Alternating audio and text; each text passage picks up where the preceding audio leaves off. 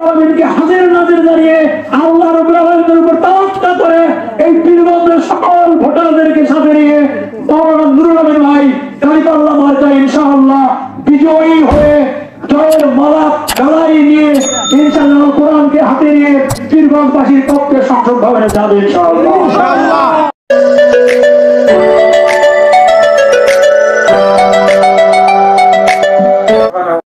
যখন পাবে তখন আরেকটা চিহ্ন ভেসে আসবে, সেটি হচ্ছে দেখবে যে দলে দলে মানুষ ইসলামের পতাকা তলে একীভূত হচ্ছে, এসে তারা সেখানে একটা ইসলামিক প্ল্যাটফর্মে তারা জড়ো হচ্ছে।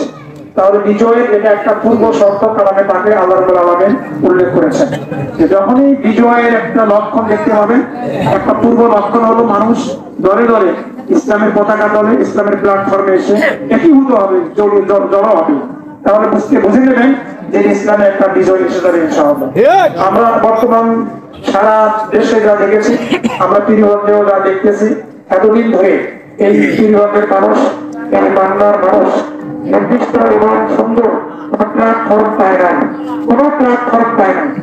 ইসলামিক প্ল্যাটফর্ম এবং একটা নীতিগত প্ল্যাটফর্ম, ন্যায় নীতি মানুষের প্ল্যাটফর্ম এই বাংলার মানুষ পায় নাই, পীরগঞ্জের মানুষও পায় নাই। এইবার বাংলাদেশ জামায়াত ইসলামী আল্লাহ রাব্বুল আলামিনকে সাক্ষী রেখে, আল্লাহ রাব্বুল আলামিনের কালামে পাককে হাতে নিয়ে, নবী রাসূলের সুন্নাহকে হাতে নিয়ে, বুকে ধারণ করে এই বাংলার জনগণের কাছে একটা প্ল্যাটফর্ম তৈরি করে দিয়েছে, যার নাম বাংলাদেশ জামায়াত ইসলামী। দীর্ঘদিন ধরে আমাদেরকে জনগণের কাছে আসতে দেওয়া হয়নি, সেখানে অনেক তরুণ ইতিহাস। আমরা এখানে যারা বসে আছি দিয়ে এই বাংলার সংসদ চালাতে চাই, কোন প্রকারের এদিক সেদিক হবে না ইনশাআল্লাহ। বিগত দিনে আমরা যা দেখতে পাচ্ছি, আমাদের দেশের চিত্র সবাই জানি, কে না দেখছি আমরা। এত বড় একটা গুরুত্বপূর্ণ জায়গা, সেই রাস্তা দিয়ে আপনারা হাঁটতে পারেন না। এই এলাকার জনগণ হাজার জনগণ বসবাস করে, একটু ঝড় বৃষ্টিতে নিজের আনন্দ সহকারে, নিজের মনের তৃপ্তি সহকারে একটু হাঁটাহাঁটি করবেন, তাও পারে না এলাকার জনগণ। আমাদের দেশে এত গরিব না, কিন্তু আমাদেরকে এই ক্ষমতাসীনরা আমাদেরকে গরিব বানিয়ে রেখেছে। বিশ্বাস করেন আপনারা, আমরা ইংরেজদের কাছ থেকে স্বাধীন হয়েছি কত সালে? 47 সালে, 1900। এই তো তারপরে আর একটা দেশের কথা বললে কিভাবে সম্ভব হলো? তার উত্তর দিয়েছে মোমের দিক থেকে রাষ্ট্রীয় অর্থ, সরকারি বরাদ্দকৃত কোন প্রজেক্ট এর 5টি পয়সা লুটপাট করতে হয়, খেতে হয়, এই ধারণা এই সিঙ্গাপুরের কোন রাষ্ট্রীয় লোকজনের মধ্যে নাই। তারা জানেই না এটা, রাষ্ট্রের টাকা রাষ্ট্রের জন্য ব্যয় হবে, জনগণের ভ্যাট ট্যাক্সের টাকা জনগণের জন্য ব্যয় হবে, তো সেটা কেন মারিংকারি হয়, ভাগ কাটাতে হয়, এই ধরনের ধারণাই তাদের মধ্যে নাই, কাজ করে না। যার ফলে তারা আজকে এত বিশ্বের মতো উন্নত দেশে পরিণত হয়েছে। যে হাইরে কোথায় সিঙ্গাপুর, কোথায় আমার দেশ, কিভাবে পড়ে আছে, খামখান হয়ে গেছে। আমরা দেশের দিকে একটু তাকাই, আমার ওই আলোচনার সঙ্গে আমার দেশের কোনো মিল নাই। এখানে যারাই ক্ষমতায় এসেছে 53-54 বছর ধরে, কোনো ভাইয়ের নাম বলতে চায় না, তারাই এই বাংলার জনগণের কথা ভাবে নাই, বাংলার গরিব মানুষের কথা ভাবে নাই।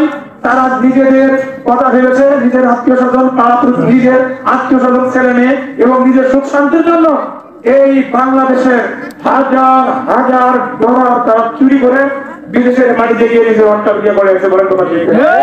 যার ফলে এরকম সামান্য কিছু রাস্তাঘাট, মানুষ কি চায়, জনগণ কি চায়? একটু শান্তি, একটু নিরাপত্তা, আরামের সঙ্গে চলাফেরা করা, এই তো চায় জনগণ। সেই সুখটা দিতে পারেনি। কেন দিতে পারেনি? তারা ছিল চুরিতে লিপ্ত ছিল, তারা ছিল জনগণের অর্থ সম্পদ লুণ্ঠন করে আত্মসাৎ করে নিজেদের ভাগ্য পরিবর্তনের জন্য তারা ব্যস্ত ছিল।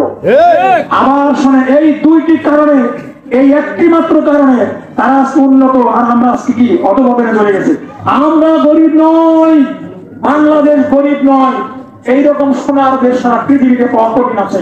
আমাদের যেখানে সোনা ফলে আমাদের দেশে কতগুলো খনিজ সম্পদ রয়েছে।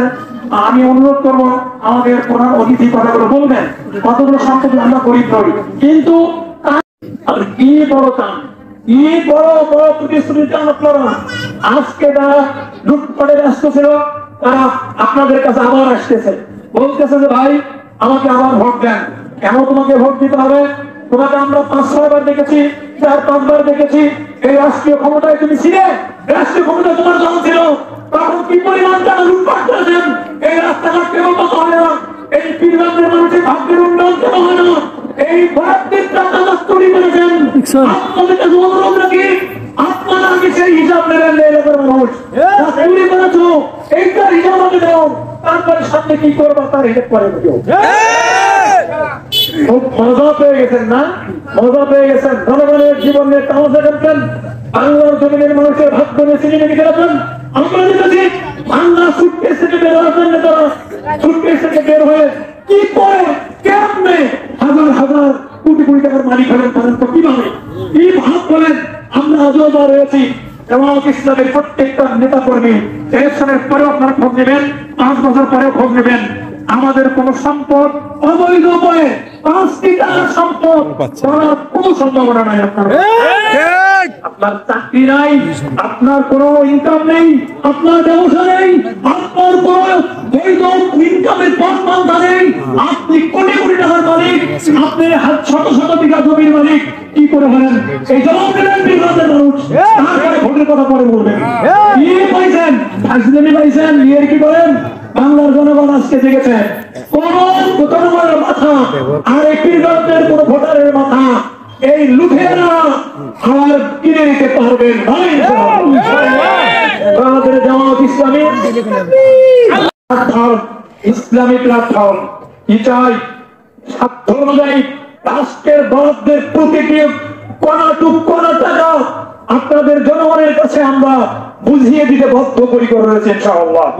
কাজেই 15টি ইউনিয়ন, একটি পৌরসভা, 144টি ওয়ার্ড, এই উপজেলার 308টি গ্রাম, 113টি বা 10টি ভোট কেন্দ্র, সব জায়গায় আমি উপজেলা জিম্মাদার হিসাবে সব জায়গায় আমার বিচরণ রয়েছে। সব জায়গায় আমি ঘুরে ঘুরে বেড়াই। আমি দেখেছি আপনাদের মতো সব জায়গায় আমার বিচরণ রয়েছে। এইবার পীরগঞ্জের মানুষ, এইবার পীরগঞ্জের গ্রামের মানুষ, এইবার পীরগঞ্জ উপজেলার মানুষ, এইবার পীরগঞ্জের প্রতিটি মহল্লার মানুষ, এইবার পীরগঞ্জের শিক্ষক সমাজ, এইবার পীরগঞ্জের সনাতন হিন্দু ভাইয়েরা, এইবার পীরগঞ্জের উপজাতি ভাইয়েরা একটি শব্দ ব্যবহার করছেন, সেইটি হচ্ছে সবাইকে দেখা শেষ, এইবার হবে জামায়াত ইসলামীর বাংলাদেশ। আপনাদের কথা দিচ্ছি, মিথ্যা কথা বলি না, মিথ্যা কথা বলার আমার অভ্যাস নাই। আপনার যদি বলবে অমুক জায়গায় ভোট নাই, তমুক জায়গায় ভোট নাই, ইত্যাদি ইত্যাদি বলে আপনাদেরকে প্রতারণা করবে। আমি পরিষ্কার বলে দিচ্ছি ইনশাআল্লাহ যে গণজোয়ার তৈরি হয়েছে, যে জনশ্রুতি তৈরি হয়েছে, সব দেখা শেষ। দাঁড়িপাল্লা বাংলাদেশ এই জনশ্রুতিকে নিয়ে আল্লাহ রাব্বুল আলামিনকে সাক্ষী রেখে, আল্লাহ রাব্বুল আলামিনকে হাজির নাজির জানিয়ে, আল্লাহ রাব্বুল আলামিনের উপর তাওয়াক্কুল করে এই পীরগঞ্জের সকল ভোটারদেরকে সাথে নিয়ে মাওলানা নুরুল আমিন ভাই দাঁড়িপাল্লা মার্কা ইনশাআল্লাহ বিজয়ী হয়ে জয়ের মালা গালায় নিয়ে ইনশাআল্লাহ কোরআনকে হাতে নিয়ে পীরগঞ্জবাসীর পক্ষে সংসদ ভবনে যাবে ইনশাআল্লাহ।